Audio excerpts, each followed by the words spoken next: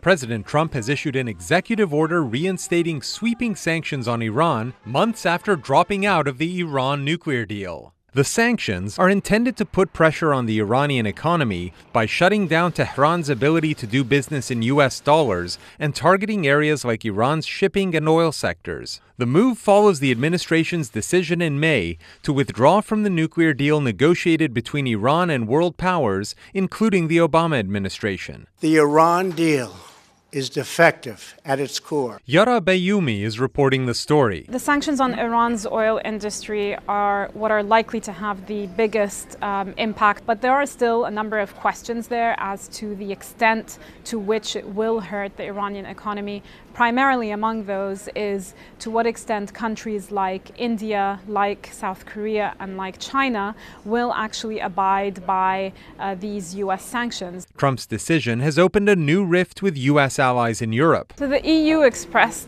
deep regret that the United States is going to be imposing these sanctions. The EU telling companies there not to comply with a US demand to stop doing business with Iran. So one thing the EU has done is it's created this new law, the so-called blocking mechanism, that theoretically shields European companies from sort of the adverse effects of US sanctions. But even as the administration ramps up the economic pressure, it's also dangling the carrot of possible talks, with officials telling Reuters Trump is ready to meet with Iranian leaders at any time to negotiate a new nuclear deal. But we also see, a bit of a muddied message that comes from the State Department, for instance, where the line is, yes, Washington and Trump is willing, but, Iran has to change its behavior first. Iranian President Hassan Rouhani dismissing the suggestion of talks with the U.S. on Monday. What's the meaning of negotiations when you impose sanctions at the same time?